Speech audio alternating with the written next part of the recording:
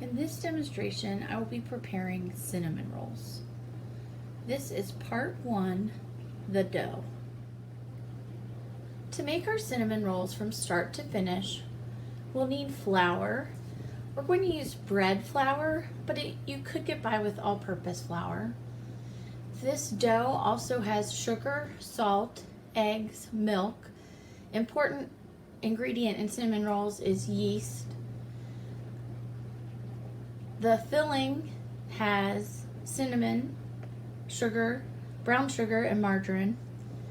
And the frosting is a cream cheese frosting, so we'll need cream cheese, margarine, and powdered sugar, as well as a little bit of vanilla extract. We're going to prepare this dough a little differently than we did the calzone dough and the soft pretzels. And we're going to prepare this dough using the KitchenAid stand mixer. It'll do the mixing and the kneading for us. It's quite a time saver and really can be done with any dough once you know how to use the KitchenAid mixer. We also need dry measuring cups and liquid measuring cups, measuring spoons, some custard cups, straight edge spatula, a whisk, a 9x13 pan to bake our cinnamon rolls in. And by the time we're finished, we will have used all 3 of the attachments that the KitchenAid mixer has: the flat beater, the dough hook, and the whisk attachment. To begin making our cinnamon rolls, we're going to place 1 cup of flour into the mixing bowl, along with a ½ cup of sugar, a teaspoon of salt, and a tablespoon of yeast, or the packages that you get in the store are generally a tablespoon. And we're just going to take a balloon whisk and whisk those 4 ingredients together so that they're well mixed. And then we're going to start out in the KitchenAid bowl with the flat beater. And this is the attachment that you generally use most of the time with the KitchenAid mixer. So I've already melted the margarine. I'll put this on low, and I've allowed it to cool a little bit. So I have it here.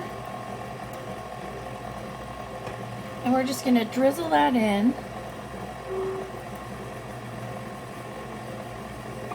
while the mixer's running. I'm going to make sure we clean that cup out and get all of that margarine in the recipe.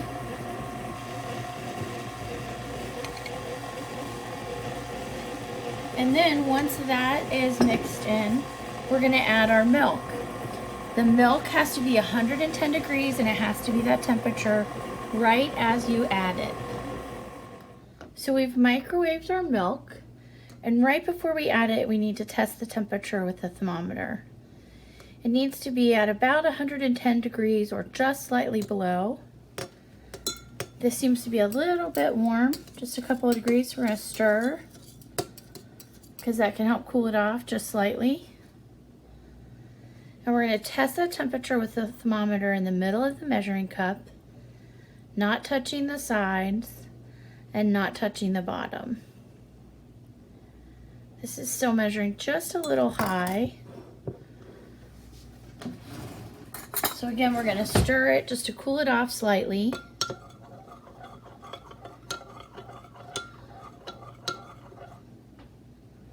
And then we'll test that temperature again. If we put the liquid in too hot, we'll kill the yeast and our bread won't be able to rise. If we put it in too cold, it won't activate the yeast and our dough will not rise properly in that way as well. But if you were going to err, a little cool is better than a little too hot.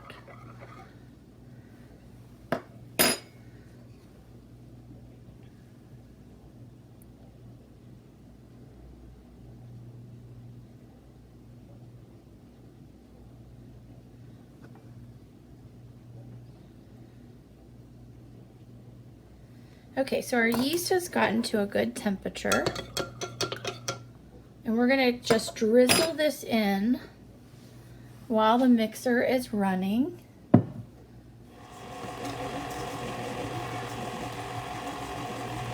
We want to add the milk in a slow, steady stream.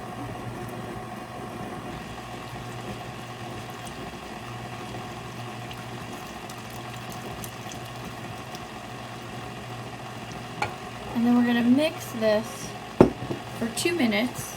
And to make sure we do that 2 minutes correctly, we're going to use a timer.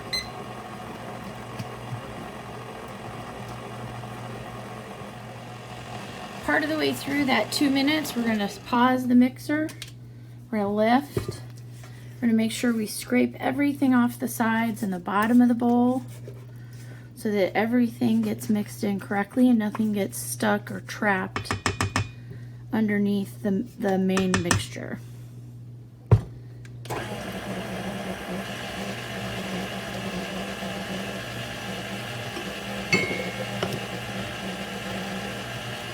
So you can see it's starting to come together.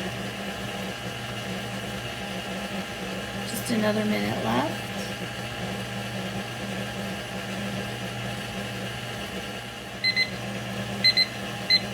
Once those 2 minutes have finished with our mixer on low, we're going to turn it down. Once again, we're going to scrape the sides of the bowl and across the bottom, just to make sure that everything gets incorporated well. And then we're gonna put that flat beater back in, and on a low speed we're gonna add our eggs, both eggs, and a 1/4 cup of flour.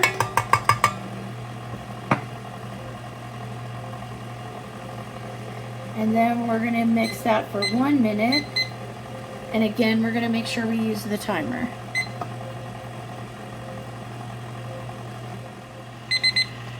Once that minute is up, we're ready to move on to the next step.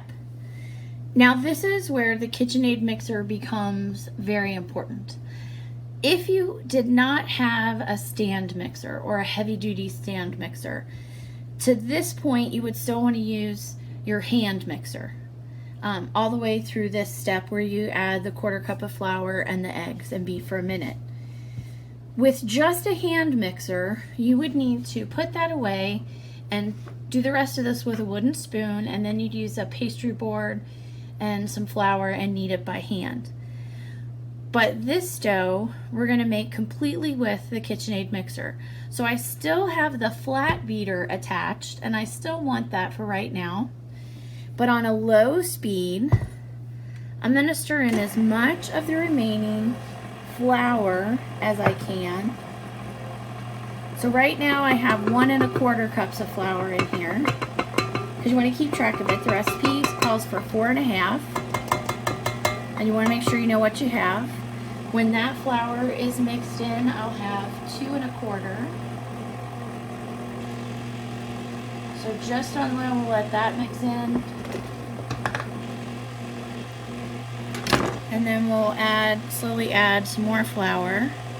And we keep it on low so the flour doesn't fly out of the bowl. And I put the flour in gradually for that same reason. So this is the flat beater attachment, not the whisk attachment. Generally the whisk attachment is only used for egg whites and icings. A few exceptions to that rule, but if you follow that in general, you'll do well. And the dough hook is only used to knead dough. So now I have, before this cup goes in, I have 3 1/4. So this will make 4 1/4. And I want to get this to the point that if I were going to knead it by hand, it would be a good consistency to put on a pastry board. But you can see that this is still really wet and would be kind of sticky. Comes right off on my when it's touched. So we're going to go ahead and add that last 1/4 cup of flour, and now I have in the bowl 4.5 cups of bread flour.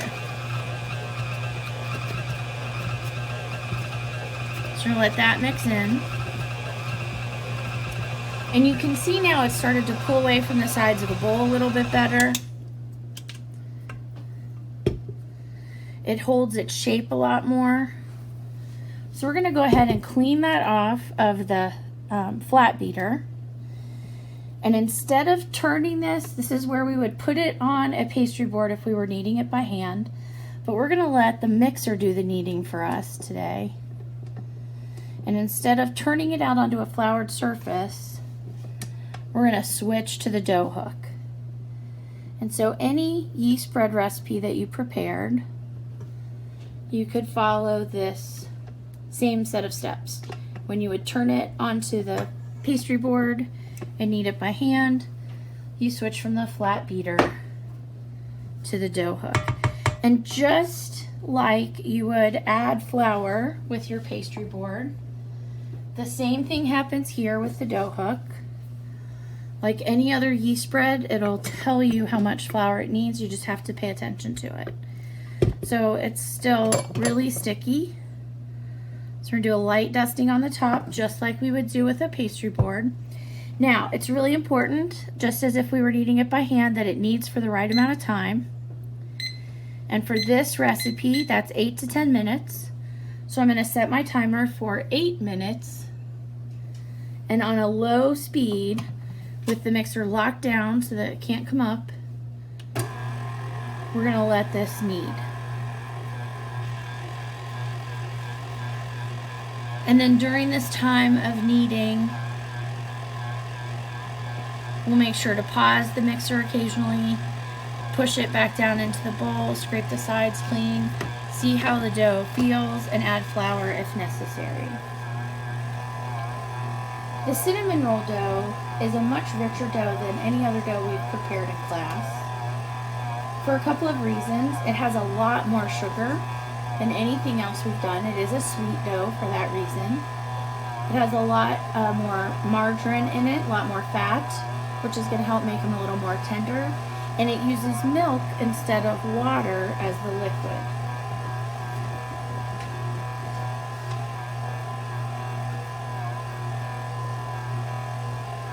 So if you remember, kneading is the second most important step in preparing a yeast bread.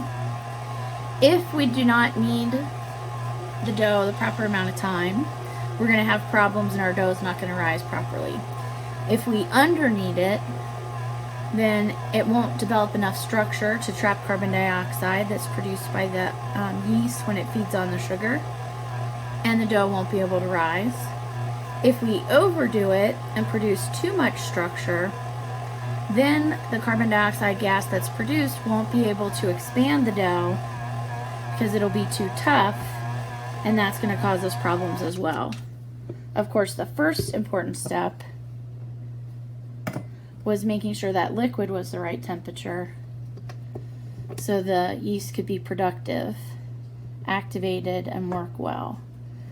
You see it's still really a sticky dough, so I just used the rubber scraper to knock it off the dough hook. I'd added a little flour. And just like when we work with this on the pastry board, the dough is greedy. So as much flour as I put in this bowl, it will mix it in, and that's even easier with the stand mixer because it's not as hard a work for me. So I have to pay careful attention to what I'm doing.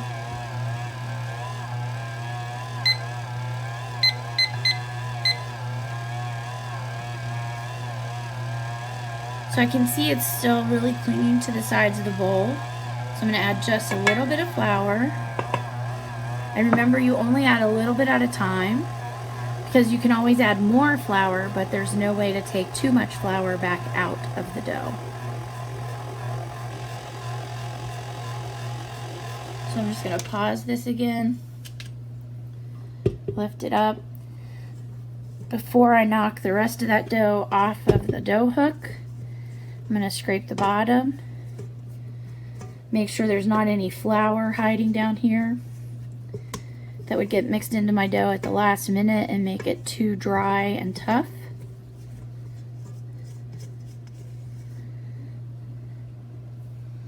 Then we'll get the dough off of the dough hook. Once it starts to look a little less sticky, then I'll move it off the dough hook by hand instead of the rubber scraper, so that I can get a feel for the dough and know how much more flour it requires. So you can see in that last little bit of flour that we added, it really made a difference. The dough is pretty much staying on the dough hook and moving around the bowl.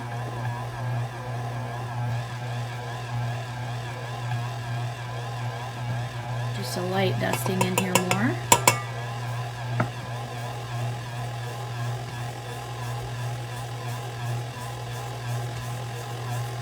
I'm gonna go ahead and knock that off of the dough hook again.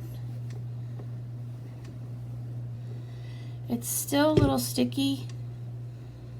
It stays on my hand when I move it off the dough hook. So that tells me the flour that I just put in there was a pretty good move. When your dough is finished, you want it to be tacky. So you want it to, and what that means, tacky, when you touch the dough, it feels like it should stick to you, but it does not. You do not want to get your dough too dry, because that is going to make it very difficult during the next phase when we roll the dough out to create the roll shape for the cinnamon rolls. So we've got a few more minutes left in the kneading process.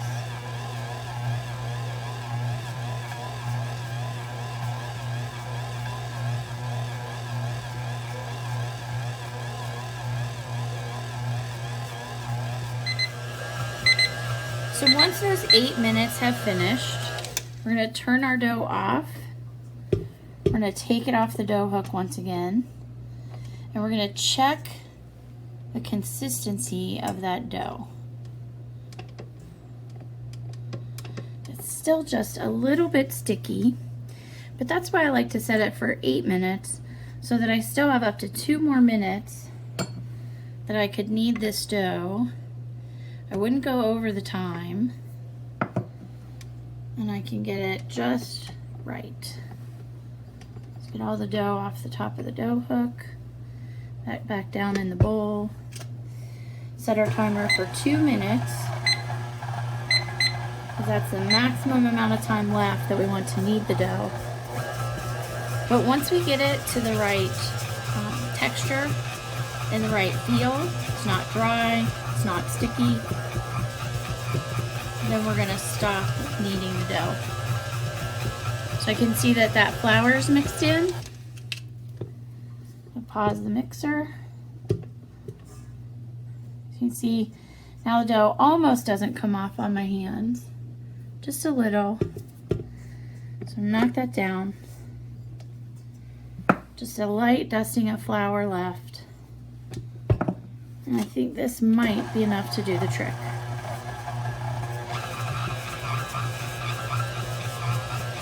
And the reason you lock this in position, the top, especially with the dough hook, if I didn't, you can see how it moves. So you always lock the top of the KitchenAid mixer down whenever you're running it. So let's go ahead and check the consistency of this now. So it's a lot cleaner in that when I move the dough, it feels like it should be sticky. It feels like it should come off on my skin. But it does not. So that means it's tacky, and it's a great consistency to set aside and have rise.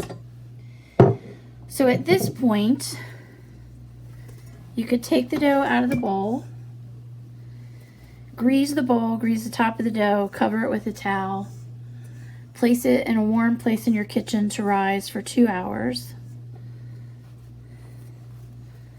Or when we're at school, you can see how nice and soft this is, how pliable. what we do is we take a gallon-sized Ziploc bag, because if you don't have time, you can break this down into a couple of days. A little bit of cooking spray in there, smush it so it gets all over the bag, especially down into those corners.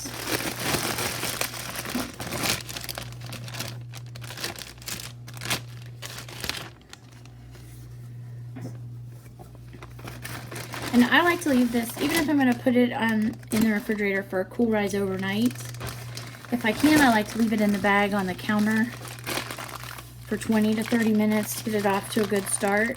I want to get as much air out of that bag as I can, because what starts at this size in about 2 hours or overnight in the refrigerator should get to this size. And that's when you're ready for the next phase of the dough, labeled as day 2 on your recipe paper.